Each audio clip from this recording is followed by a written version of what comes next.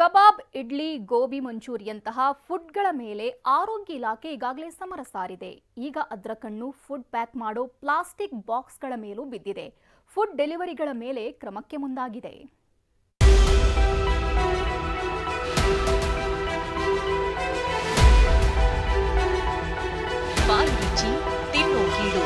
ಸಮಯ ಇಲ್ಲ ಅಂತ ಅಡುಗೆ ಮಾಡೋಕೆ ಬೇಜಾರು ಅಂತ ಹೇಳಿ ಆನ್ಲೈನ್ ನಲ್ಲೇ ಫುಡ್ ಆರ್ಡರ್ ಮಾಡೋರು ಎಷ್ಟು ಜನ ಇಲ್ಲ ಹೇಳಿ.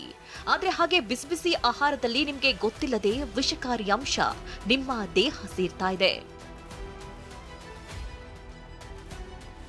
ಆನ್ಲೈನ್ ನಲ್ಲಿ ಫುಡ್ ಆರ್ಡರ್ ಮಾಡೋರೆ ಹುಷಾರ್. ಪ್ಲಾಸ್ಟಿಕ್ ಕಂಟೈನರ್ಗಳ ಮೂಲಕ ದೇಹ ಸೇರುತ್ತಿದೆ ವಿಷ. ಆನ್ಲೈನ್ ಆರ್ಡರ್ ಮಾಡಿದಾಗ ಹೆಚ್ಚಾಗಿ ಪ್ಲಾಸ್ಟಿಕ್ ಕಂಟೈನರ್ನಲ್ಲಿ ಫುಡ್ ಡೆಲಿವರಿ ಆಗುತ್ತೆ.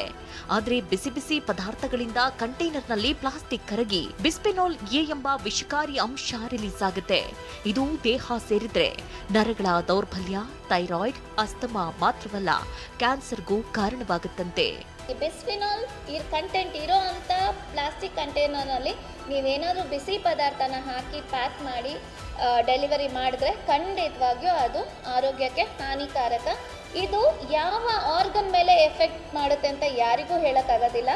ಸೊ ಯಾವ ಆರ್ಗನ್ ಮೇಲೆ ಬೇಕಾದ್ರೂ ಅದು ಕ್ಯಾನ್ಸರಸ್ ಕಾರಣ ಆಗೋ ಸಾಧ್ಯತೆ ಹೆಚ್ಚಾಗಿರುತ್ತೆ. ಪ್ಲಾಸ್ಟಿಕ್ ಕಂಟೈನರ್ ಬ್ಯಾನ್ಗೆ ಹೋಟೆಲ್ ಮಾಲೀಕರ ಸಾಥ್.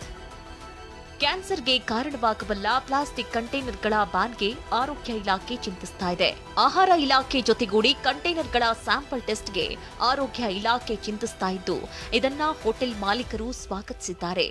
ಬಾಳೆ ಎಲೆ, ಅಡಿಕೆ ಎಲೆ ಬಳಕೆಯಂತಹ ಕಂಟೈನರ್ಗಳನ್ನ ಪರ್ಯಾಯವಾಗಿ ಬಳಸಬೇಕು ಅಂತಿದ್ದಾರೆ.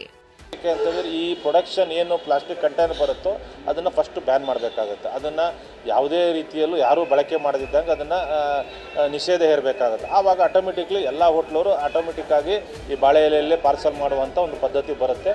ಅದು ಆರೋಗ್ಯ ಸೇಫು ಮತ್ತು ಮುಂದಿನ ಜನ್ರೇಷನ್ಗೂ ಇದು ಭಾಳ ಒಂದು ಒಳ್ಳೆಯ ಒಂದು ಕಾಣಿಕೆ ಅಂತಲೇ ಹೇಳ್ಬೋದು. ನೀವೇನಾದರೂ ಪದೇ ಪದೇ ಆನ್ಲೈನ್ ಫುಡ್ ಆರ್ಡರ್ ಮಾಡ್ತಿದ್ರೆ ಯಾವುದಕ್ಕೂ ಹುಷಾರಾಗಿರಿ. ವಿನಯ್ ಕುಮಾರ್ ಕಾಶಿಪನವರ್, TV9 ಬೆಂಗಳೂರು.